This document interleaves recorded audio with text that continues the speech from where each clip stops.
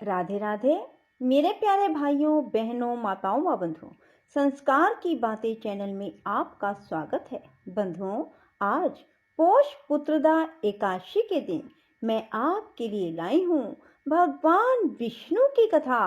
बंधुओं, पुत्रदा एकादशी के दिन भगवान विष्णु की कथा सुनने मात्र से भगवान विष्णु की अपने भक्तों पर असीम कृपा बरसने लगती है। बंधुओं, यदि आपने हमारे चैनल को अब तक सब्सक्राइब नहीं किया तो जरूर करें और बेल आइकन दबाना ना भूलें ताकि आपको हमारी आने वाली सभी वीडियोस की जानकारी सबसे पहले हो सके। बंधुओं, वीडियो को पूरी सुनने के बाद कमेंट बॉक्स में जय विष्णु भगवान जरूर लिखें। बंधुओं, अब आप हमारे साथ फेसबुक पर भी जुड़ सकते हैं जिसका लिंक मैं नीचे डिस्क्रिप्शन में दे रही हूँ। बोलो विष्णु भगवान की जय हो। भगवान विष्णु कहते हैं, राजन, कृकल वैश्य सब तीर्थों की यात्रा पूरी करके अपने साथियों के साथ बड़े आनंद से घर की ओर लौटे।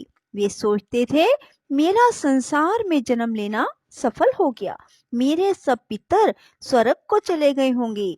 वे इस प्रकार विचार कर ही रहे थे कि एक दिव्य रूपधारी विशाल काय पुरुष उनके पितामहों को प्रत्यक्ष रूप से बांधकर सामने प्रकट हुए और बोले, वैश्य, तुम्हारा पुण्य उत्तम नहीं है, तुम्हें तीर्थ यात्रा का फल नहीं मिला, तुमने व्यर्थ ही इतना परिश्रम किया। यह सुनकर कृकल वैश्य दुख से पीड़ित हो गए। उन्होंने पूछा, आप कौन हैं जो ऐसी बात कह रहे हैं? मेरे पितामह क्यों बांधे गए हैं? मुझे तीर्थ का फल क्यों नहीं मिला? धर्म ने कहा, जो धार्मिक आचार और उत्तम व्रत का पालन करने वाली, श्रेष्ठ गुणों से विभूषित, पुण्य में अनुराग रखने वाली पुण्यमयी पतिव्रता पत्नी को अकेली छोड़कर धर्म करने के लिए बाहर जाता है, उसका किया हुआ सारा धर्म व्यर्थ हो जाता है। इसमें तनिक भी संदेह नहीं है। जो सब प्रकार के सदाचार में संलग्न रहने वाली, प्रशंसा के योग्य आचरण वाली, धर्म साधन में तत्पर, सदा पतिव्रत्य का पालन करने वाली, सब बातों को जानने वाली, ज्ञान की अनुरागिनी है, ऐसी गुणवती, पुण्यवती और महासती नारी जिसकी पत्नी हो, उसके घर में सर्वदा देवता निवास करते हैं। पितर भी उसके घर में रहकर निरंतर उसके यश की कामना करते रहते हैं। गंगा आदि पवित्र नदियां, सागर, यज्ञ, गो, ऋषि, संपूर्ण तीर्थ भी उस घर में मौजूद रहते हैं। पुण्यमयी पत्नी के सहयोग से गृहस्थ धर्म का पालन अच्छे ढंग से होता है। इस भूमंडल में गृहस्थ धर्म से बढ़कर दूसरा कोई धर्म नहीं। वैश्य, गृहस्थ का घर यदि सत्य और पुण्य से युक्त हो तो परम पवित्र माना गया है। वहां सब तीर्थ और देवता निवास करते हैं। गृहस्थ का सहारा लेकर सब प्राणी जीवन धारण करते हैं। गृहस्थ आश्रम के समान दूसरा कोई उत्तम आश्रम मुझे दिखाई नहीं देता। जिसके घर में साध्वी स्त्री होती है, उसके यहाँ मंत्र, अग्निहोत्र, संपूर्ण देवता, सनातन धर्म, दान, आचार सब मौजूद रहते हैं। इसी प्रकार जो पत्नी से रहित है, उसका घर जंगल के समान है। वहां किए हुए यज्ञ तथा भांति भांति के दान सिद्धिदायक नहीं होते। साध्वी पत्नी के समान कोई तीर्थ नहीं, पत्नी के समान कोई सुख नहीं। संसार से तारने के लिए, कल्याण साधन के लिए पत्नी के समान कोई पुण्य नहीं। जो अपनी धर्म परायणा सती नारी को छोड़कर चला जाता है, वह मनुष्य में अधम है। गृह धर्म का परित्याग करके तुम्हें धर्म का फल कहाँ मिलेगा?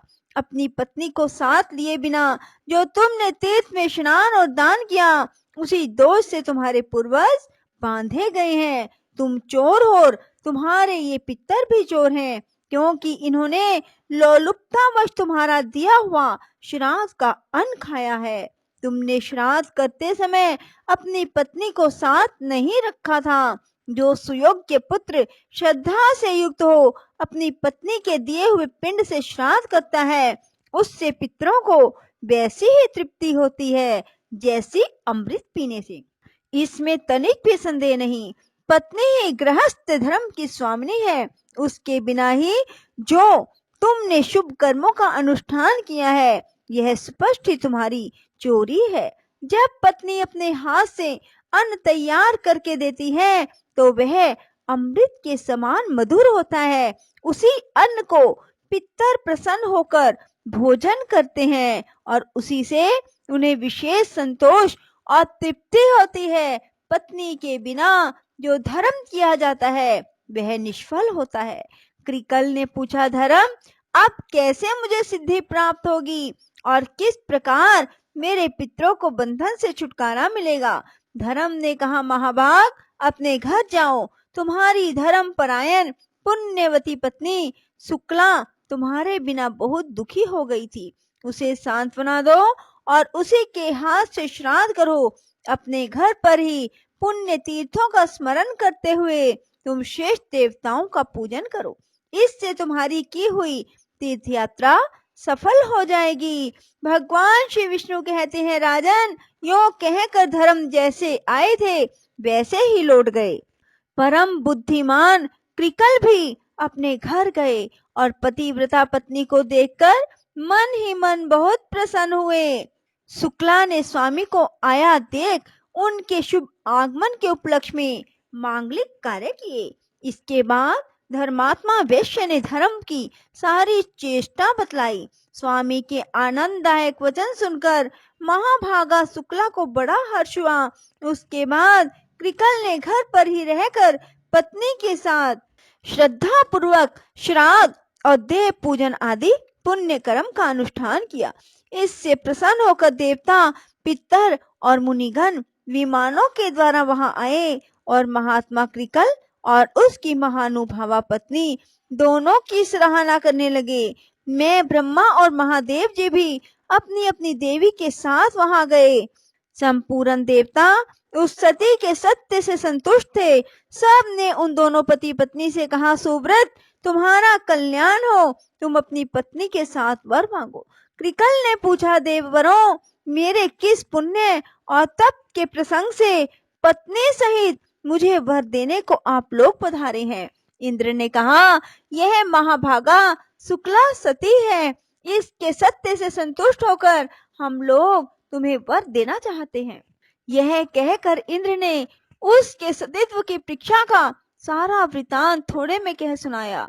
उसके सदाचार का महात्म सुनकर उसके स्वामी को बड़ी प्रसन्नता हुई। हर्ष उल्लास से कृकल के नेत्र डबडबा आए।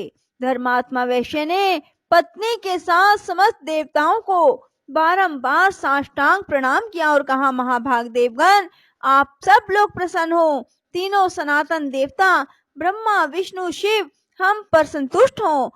अन्य जो पुण्य आत्मा ऋषि मुझ पर कृपा करके यहाँ पधारे हैं वे भी प्रसन्नता प्राप्त करें। मैं सदा भगवान की भक्ति करता रहूं। आप लोगों की कृपा से धर्म तथा सत्य में मेरा निरंतर अनुराग बना रहे। इसके बाद अंत में पत्नी और पितर के साथ मैं भगवान श्री विष्णु के धाम में जाना चाहता हूँ। देवता बोले, महाभाग एवं अस्तु, यह सब कुछ तुम्हें प्राप्त होगा। भगवान श्री विष्णु ने कहा, राजन, यह कहकर देवताओं ने उन दोनों पति पत्नी के ऊपर फूलों की वर्षा की, ललित, मधुर और पवित्र संगीत सुनाया। वर देकर वे उस पतिव्रता की स्तुति करते हुए अपने अपने लोक को चले गए। इस परम उत्तम और पवित्र उपाख्यान मैंने पूर्ण रूप से तुम्हें सुनाया। राजन, जो मनुष्य इसे सुनता है वह सब पापों से मुक्त हो जाता है। स्त्री मात्र को शुक्ला का उपाख्यान श्रद्धा पूर्वक सुनना चाहिए। इसके श्रवण से वह सौभाग्य, स्थित्व, पुत्र पौत्रों से युक्त होती है। इतना ही नहीं, पति के साथ सुखी रहकर वह निरंतर आनंद का अनुभव करती है। बोलो विष्णु भगवान की जय हो। राधे राधे, जय श्री कृष्णा। बंधुओं, यदि आपको हमारी वीडियो पसंद आए तो इसे लाइक करें और शेयर भी जरूर करें। धन्यवाद।